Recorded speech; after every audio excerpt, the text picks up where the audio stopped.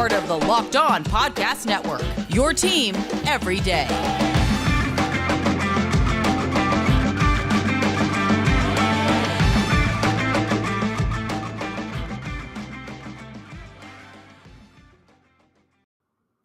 Welcome back, Hawkeye Nation, to another episode of the Locked On Hawkeyes podcast, your daily podcast covering your Iowa Hawkeyes on the Locked On Podcast Network.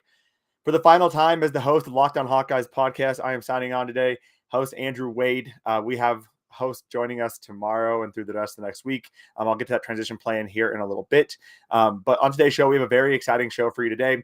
We're going to be talking about the spring practice for the Iowa football team. They allowed some media members to enter the practice. There were some interesting takeaways from that practice. We're going to be breaking all of that down today, including Brian Ferentz's quote on Joey Labas, also talking a little bit about Cooper DeJean and where he was lining up at, and Brody Brecht showing out at that X receiver spot. And then also on the Iowa basketball front, there has been some movement. Josh Ogundele, Joe Toussaint have entered the transfer portal. Keegan Murray is no longer going to be an Iowa Hawkeye as he has entered the NBA draft. We're going to be discussing all those roster moves and what it means for the Iowa basketball team on today's show. Before we get to any of that, though, I want to thank you all for making the Locked On Hawkeyes podcast your first listen every single day. You can find the Locked On Hawkeyes podcast for free wherever you get podcasts at, and also on YouTube by searching Locked On Hawkeyes. And today's episode is brought to you by BetOnline. BetOnline has you covered this season with more props, odds, and lines than ever before. BetOnline.net, it's where the game starts. Had a little bit different of an intro there. As most of you know by this point, this is my final episode hosting the Locked On Hawkeyes podcast. It has been a truly incredible ride, 642 episodes. It's just been phenomenal. We're going to talk about that at the end if you do want to listen into my my final, I guess, segment talking about the pleasure of being your host. But we do have a transition plan. My nephew, Right Hill Piper, is going to be taking over. He does play-by-play for local colleges in the state of Iowa. I'm a big Iowa Hawkeye fan as well, follows the program very closely. He'll be taking over. And then we're also going to have former Iowa football player LaShawn Daniels joining as well in a bit more of an expanded capacity than what we saw last year when he was on every Monday to break down the game. So that is the transition plan going forward.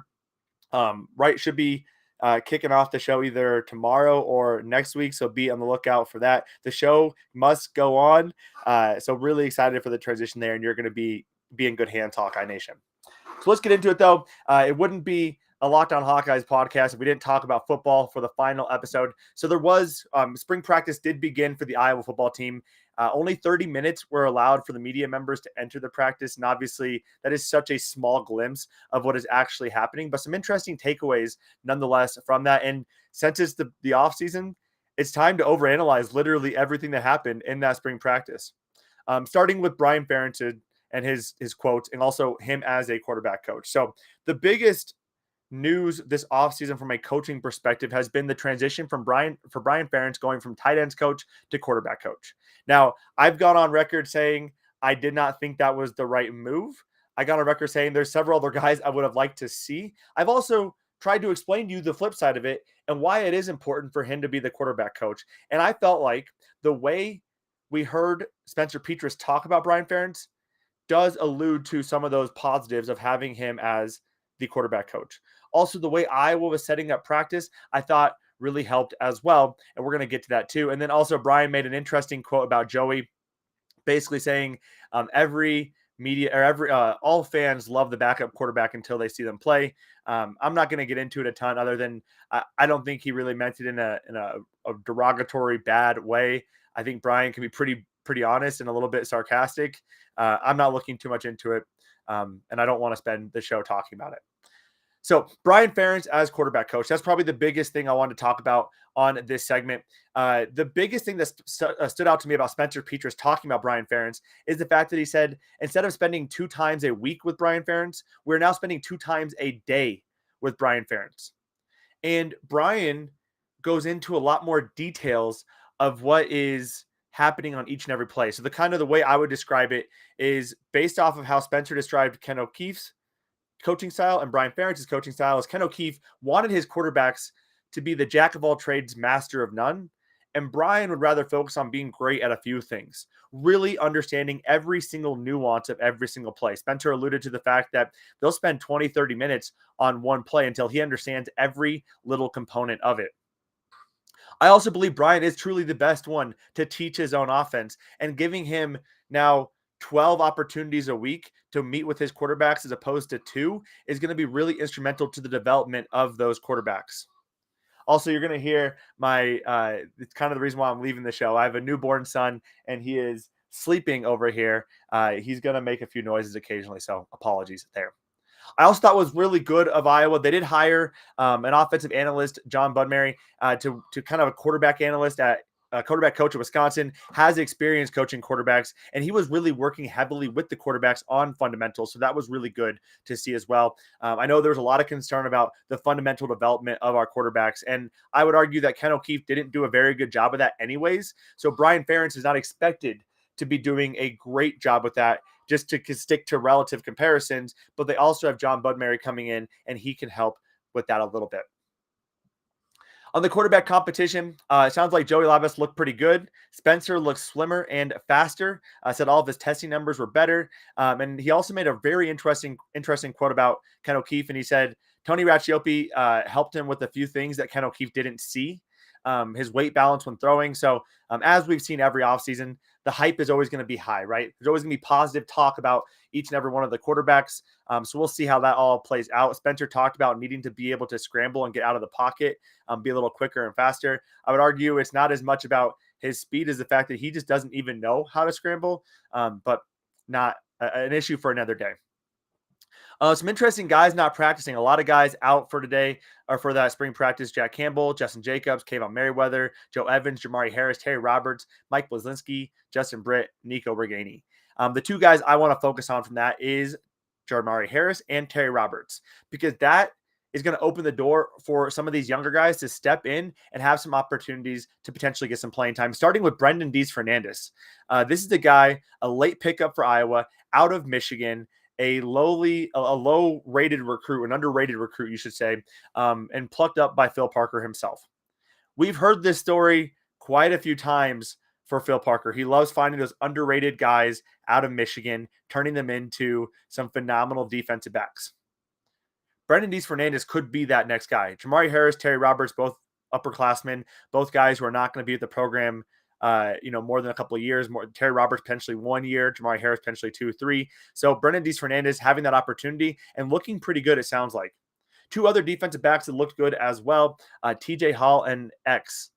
Both those guys, it sounds like, looked good in different drills, and that's exciting to hear. Iowa has not had issues with younger guys getting playing time in the secondary. We saw with Riley Moss coming in as a gray shirt and then starting his true freshman year, right? We see with Julius Brents starting his true freshman year. We've seen Iowa be willing to go in and get those younger guys and do some, and sorry about the hair there, and do some really, really good things from a cornerback perspective. So it's not unlikely that X and TJ Hall could be getting some playing time, especially X. Now, speaking of the defensive backs as well, Cooper DeJean was lining up at Cash, as was Sebastian Castro. And Cash is the big question mark in this offseason. Who is going to take that Cash position? The one formerly held by Monty Hooker, then held by Dane Belton. We've had 2 fantastic Cash players. Who is next? My money is honestly on Cooper. I know Sebastian has a lot of potential as well, but I think Cooper, it's the guy you can't get off the field. There's a reason why they moved him to cornerback, just because they needed him for some depth, and he actually got some playing time. He's really showed out well in his limited time on the field. Brody Brecht has not been on the field a lot, but he finally got the opportunity this spring. He's been busy, obviously, with baseball and pitching there, but he was on the field running routes. With Jackson Ritter not practicing, this gives Brody a little bit more of an opportunity to step in and possibly get that role. I don't expect Brody to start this year or get a ton of snaps, but look for him to be that big factor in next year, especially with Iowa kind of losing out on one of their top recruits in Kyler Casper, or so far losing out on their top recruit in Kyler Casper. Brody Brecht is a guy who could make an impact next year at that X receiver. And then finally, returning kicks, we had Arlen Bruce, Devin Helson, Charlie Jones, Riley Moss, Gavin Williams, and Cooper DeJean. I would love to see a combo of Arlen and Charlie back there returning kicks. That would be a very dynamic duo that I think could give a lot of kickoff coverage teams a lot of difficulty. So that'll be interesting to see how that all plays out. Obviously needing to figure out who is going to be the replacement for Charlie Jones long term. We only have him for this next year. Who's going to be next? My guess and my bet is on Arlen Bruce and probably Cooper DeJean. Coming up, we're going to talk a little bit about basketball because there was a lot of news these last couple of days. Keegan Murray declaring for the NBA draft, Joe Toussaint and Josh Ogundele entering the transfer portal. We're going to be talking about that all in a few short moments. But first, the next partner that I want to talk about has a product that I literally use every single day. I started taking AG1 Athletic Greens because I really needed to work on my gut health. I do not do a great job of eating healthy, but I do like to be healthy. And I do a lot of things. I'm hosting this podcast. I'm in grad school. I'm taking care of a baby. I'm also working full time and oftentimes training for some sort of endurance event. That's where Athletic Greens comes in. It helps me with all of that. Better gut health, more energy, optimized immune system. It's literally what I'm looking for in a vitamin that can help me kind of get to my next level. Athletic Greens are lifestyle friendly. They're keto, paleo, vegan. I cannot say that word at all. Dairy free and gluten free. It also costs you less than $3 a day. You're investing in your health, so $3 is absolutely worth it. And they have over 7,000 5-star reviews. And to make it easy, Athletic Greens is going to give you a free 1-year supply of immune supporting vitamin D and 5 free travel packs with your first purchase. And right now, it's time to reclaim your health and aim and arm your immune system with convenient daily nutrients. It's just one scoop in a cup of water every single day. That's it. No need for a million different pills and supplements to look out for your health. Again, Athletic Greens is going to give you a free 1-year supply of immune-supporting vitamin D and 5 free travel packs with your first purchase. All you need to do is go to athleticgreens.com/college. Again, that's athleticgreens.com/college to take ownership over your health and pick up the ultimate daily nutritional insurance. And like you probably know if you listen to the show, my bracket is absolutely busted. March Madness just wrecked my bracket. Fortunately, though, I have been hedging my bets this year with StatHero's NCAA Pick'em contest. StatHero's NCAA single-game Pick'em pits the star players against each other in an amazing hybrid between fantasy and sports gambling. Take control back from those handicappers that always seem to have the advantage and start focusing on the players you know the best with a gameplay that doesn't rely on big spreads, long odds, or even funky props. They give you the advantage, resulting in their gamers winning 4 times more often. Why? Because StatHero eliminates the mystery about who or what you're going up against. They simply post their set of players, and you pick your own set of players to go up against them. It's that easy. So today, sign up for free right now at stathero.com/lockedon and use the promo code LOCKEDON for a 100% deposit match. That's stathero.com/lockedon. Use promo code LOCKEDON for a 100% match. That's stathero.com/lockedon. Promo code LOCKEDON. Terms and conditions do apply. And again, thank you all for making the Locked On Hawkeyes podcast your first listen every single day. You can find the Locked On Hawkeyes podcast for free wherever you get podcasts at, and also on YouTube by searching Locked On Hawkeyes. And we are not going anywhere. We have a fantastic tradition plan for you all, so you are left covered for your Iowa Hawkeye daily content that you deserve and crave. So we talked a little bit about football. Let's get into the topic of basketball. Keegan Murray officially declared for the NBA draft, as to be expected. And actually, you know what? I'm going to back up. The women's team first. Caitlin Clark lost out on National Player of the Year to Aaliyah Boston. Now, this is frustrating on several fronts because I truly feel like this was an award that was given to Aaliyah because of the success her team is having. Now, Aaliyah is a fantastic player, but what she is doing across the country is not the only time we've ever seen it, right? It's not something we haven't seen before. In fact, Megan Gustafson had significantly better numbers than her. But what I really want to focus on, outside of the fact that Caitlin's stats across the board are better than Aaliyah's, Caitlin Clark has willed this Iowa team to a number 2 seed. Without Caitlin Clark, this Iowa team is potentially a bubble team for the NCAA tournament. South Carolina, without Aaliyah, is a number 2 seed. And it's frustrating that the voters still don't see that. And it's even more frustrating that when Iowa fans go on Twitter to voice their support for Caitlin, we're getting comments that allude to race, women's rights, that kind of stuff. This is not what it's about, right? It is literally about we feel like Caitlin Clark is the better player.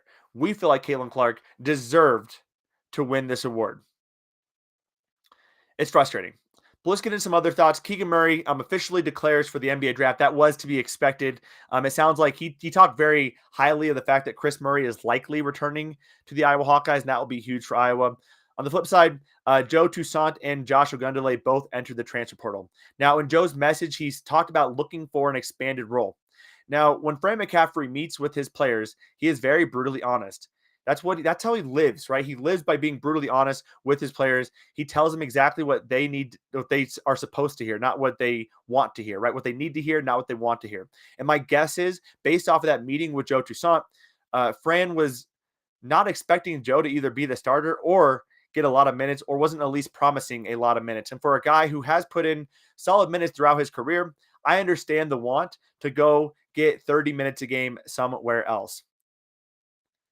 What this means, though, is that it's probably Aaron Eulis as the starting point guard and Toussaint Bowen spelling him. I know a lot of people are on Twitter talking about we need to go get a point guard. I think what we actually need is probably a combo guard, a Bakari Evelyn type player that can play both point and shooting guard. But I feel pretty confident in the ball handling abilities of what we have with Aaron Eulis, Toussaint Bowen, Tony Perkins. We saw Tony Perkins bring the ball up a lot. Chris Murray, I could see bringing the ball up quite a bit. Patrick McCaffrey, I think, can sometimes dribble a little bit too much, but I think he could even bring the ball up. So Iowa has some opportunities or options available to bring the ball up. I think they'd be better off trying to find some sort of combo guard that could fill a point guard and shooting guard role if needed. Josh Ogundele is also gone. This was not a surprise. There's been a lot of rumors out about that. And I love Josh, right? I've talked to Josh several times. He's been on the podcast twice. He's a great kid. I just don't think it was going to work at Iowa. He's had a lot of unexpected things to deal with. He couldn't get to training because of COVID. He couldn't come to Iowa for a while. Then he had COVID. He's been battling injuries, battling conditioning. On top of all of that, his offensive game needs a lot of refinement. We see some really nice glimpses from him. Defensively, he has what it takes. He did a really good job against Purdue, against Illinois' Kofi Cockburn. But offensively, he doesn't have a lot he leaves a lot to be desired for his offensive game. He just isn't a great fit with what Iowa wants to do. Now, the importance here, though, is that Iowa really, really needs a big. Now, I thought they really needed a big anyways, but now they're just losing depth here where Josh is able to give you good minutes against Purdue. He's one of the reasons why Iowa was able to beat Purdue. But now you really need a big. We talked a lot about yesterday, on Monday, Iowa targeting the Utah State big man. Hopefully that comes to fruition. He has narrowed it down to 5 teams at this point, Iowa being one of those 5 teams. That's not Utah State, Utah Valley Center, Vardas Amick.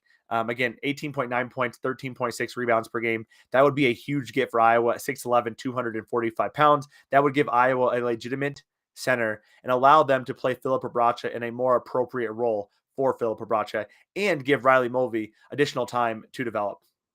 So Iowa now has 3 open scholarships. They could hold on to that.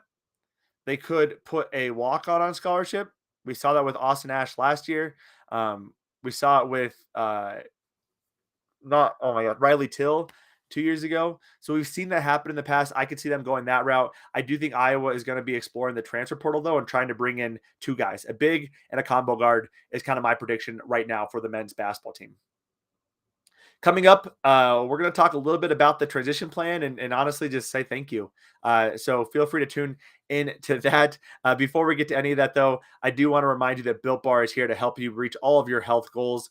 New Year's resolutions are kind of tough to keep on pace with this late in the year. We're 3 months in. Sometimes it can be a little bit difficult to do, but with summer right around the corner, with maybe a pretty tough week on spring break where you were doing some binge drinking, it's time to reclaim your health, and you can do that with Built Bar. Built Bar is the protein bar that tastes like a candy bar. It's 100% covered in chocolate. Every single bar is covered in 100% real chocolate. They're soft, they're gooey, they're delicious, and they come in sweet, salty, and fruity flavors. The best part, though, is not this. They're so phenomenally delicious. It's how good they are for you.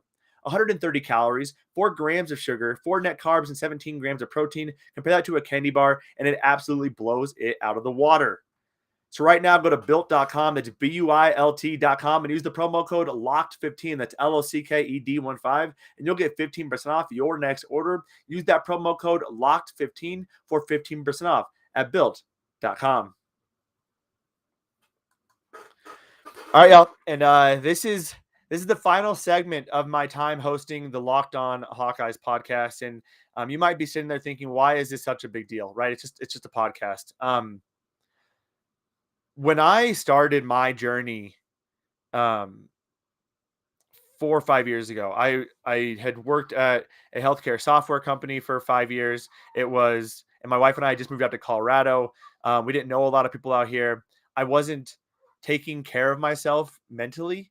I was doing the work I need to do at work. I was, doing some fitness stuff, right? But I wasn't in a bad spot, but I wasn't happy. I needed to do something that really brought me some happiness. So I decided to really focus on what are the things I love to do outside of work, outside of just spending time with my family, which I absolutely love doing. And one of those things was to write. And I loved writing in high school. I loved writing in college. In fact, I started a food blog in college where I actually made money talking about boneless wings and traditional wings in the Des Moines area when I was at Drake. And so I decided, well, I love sports, and I'm very passionate about the Denver Broncos and the Iowa Hawkeyes. So I created a Denver Broncos website. I started writing about them and realized this is fun, but I want to get interactions. I want to interact with people. So I applied to predominantly Orange at the kind of the advice of Cody Rourke, who hosts Locked On Broncos, and applied there. Got the opportunity, started writing, really enjoyed it, and then the opportunity to be the editor of the Iowa Hawkeye website popped up. So I started doing that, and that was it was quite an amazing experience. I took that from 2,000 page views a month to 700,000 page views a month, but it was becoming a lot to write every single day, 5 times a day, writing 4 or 5 articles. I was putting out 100 to 150 articles a month. And this is kind of when podcasts were starting to become pretty popular. I listened to my very first podcast. It was the Locked On NFL Draft podcast with John Ledger and with Trevor Sikkema. And I loved it. I absolutely loved it. I loved the delivery. I loved the medium. I loved the ability to listen to it when you're driving, when you're walking, when you're running, when you're doing errands. So I started listening to some of the other podcasts on the network, and I found the Locked On Broncos podcast hosted by Cody Rourke again. And I asked him, how can I get in this opportunity? I knew they were looking to expand the college show, and he gave me David Locke's email. So I emailed David Locke almost every single week for a couple months and said, I don't have a ton of experience, but I'm the best one for the job because I'm going to put my heart and soul into it, and I'm going to do everything I can to make this the best show I possibly can. And I feel like I've done that. I know some of you kind of get annoyed at times about my quick talking. I know sometimes you don't agree with my opinions, and that's okay. But every single episode, I gave it my all. And at this point, I'm going to check that. I think we're at 640 episodes. Let me see. 642. This will be the 643rd episode of the Locked On Hawkeyes podcast. That's a lot of time. That's 30 minutes every single episode. That is prep work of 30 to 45 minutes. I'm going to do the math real quick on that. That's 643 hours at the minimum. I've gone down to Mobile, Alabama to cover the Senior Bowl and cover Michael Ojemudia for the Iowa Hawkeyes. I've been to the Las Vegas Invitational to cover the Iowa Hawkeyes. I've covered former Iowa Hawkeyes for the basketball tournament with Iowa United. It has been a truly remarkable journey. And I know, again, it's just a podcast, right? But when I started this, I had 10 people listening, and I'm pretty sure it was my parents and my sister and my wife and my friends. And to go from that to 3, 4, 5,000 listens an episode, to be able to interview my favorite player growing up in Kevin Casper, to be able to interview guys I looked up to in Drew Tate and Ricky Stanzi, to NBA draft picks like a Marcus Fizer. I know he played for Iowa State, but still pretty cool. To interview Quinn Early, to interview Coach David Diani, people that I've listened to, Matt Miller, Mello Miller.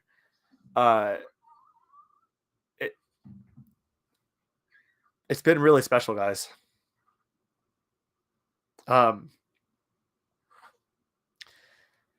It's been an amazing ride, and I'm sorry for getting emotional.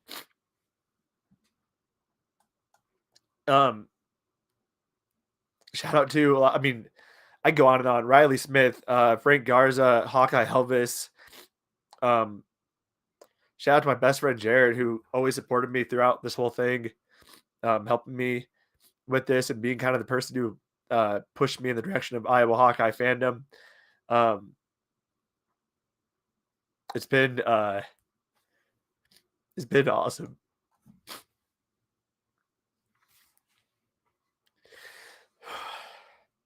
Sorry, didn't think I was gonna cry. Thank you so much from the bottom of my heart. Appreciate all of your love and support. You've all been absolutely amazing. And I hope you continue to listen to the Locked On Hawkeyes podcast going forward. It's going to be a great episode. What we built has been phenomenal. Where it's going is going to be even better. Shout out to David Locke as well, who gave me even the opportunity. So yeah, just thank you. And after you make this show your first listen, please make sure you make the Locked On NFL Draft podcast my first love, your first listen as well. Hosted by Ryan Tracy and former NFL cornerback Eric Crocker. They bring the NFL Draft to life every single day with insight and analysis on college football prospects and NFL front offices. It's free and available wherever you get your podcast app. And for the final time, y'all, I am signing off as your host in the Locked On Hawkeyes podcast. Thank you all. And as always, Hawkeye Nation,